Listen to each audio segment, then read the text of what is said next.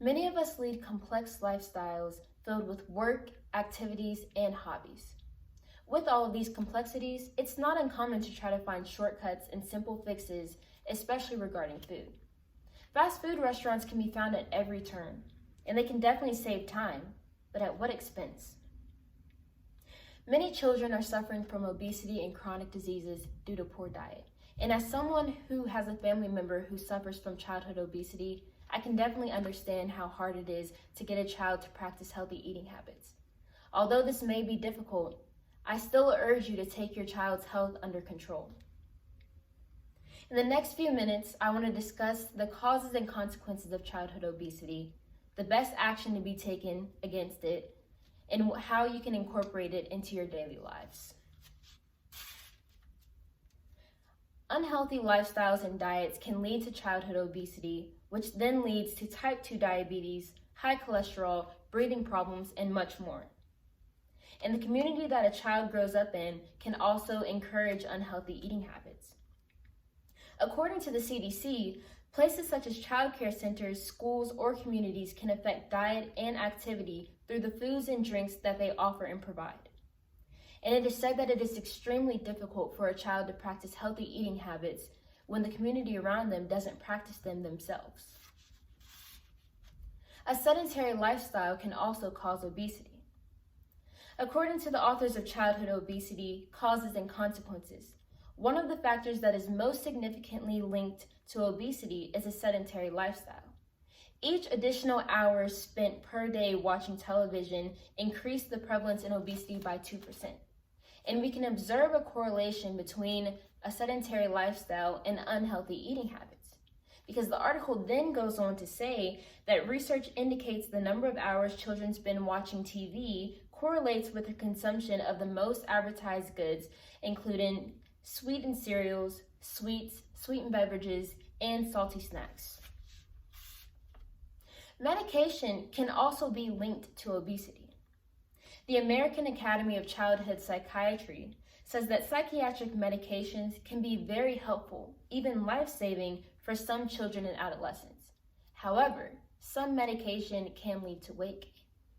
We can also observe another correlation between medication and unhealthy eating habits because medication is necessary and must be taken. So to combat the weight gain that the medication causes, it is very important to follow a healthy, balanced diet.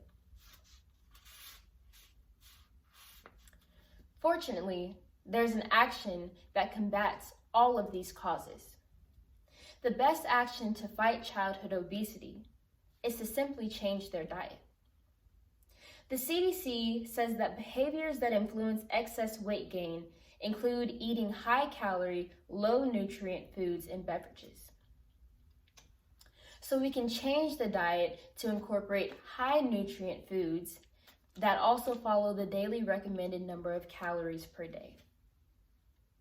And to support, the authors of Childhood Obesity, Causes and Consequences says that portion sizes have increased drastically in the past decade. Consuming large portions, in addition to frequent snacking on high-calorie foods, contribute to an excessive caloric intake. This energy imbalance can actually cause weight gain and consequently obesity. And a balanced diet not only can prevent obesity within children, but it can also prevent other chronic diseases. The CDC says that eating healthy foods and being physically active helps to prevent chronic diseases such as type 2 diabetes, some cancers, and heart disease. And to visualize incorporating this action into our daily lives, we can contrast our current habits that we may possess. We could give our children unhealthy foods high in sugar and heighten their chances of being obese or developing type 2 diabetes by giving our children desserts at every meal and providing sugary cereal for breakfast. Or we could choose to prevent obesity within children and lessen their chances of developing a chronic disease by choosing healthy eating habits. And the CDC actually provides us with a list of benefits that come from healthy eating that include keeping the skin, teeth, and eyes healthy, and supporting brain development. And it also has many more. In closing, I urge you to practice these healthy eating habits within our children.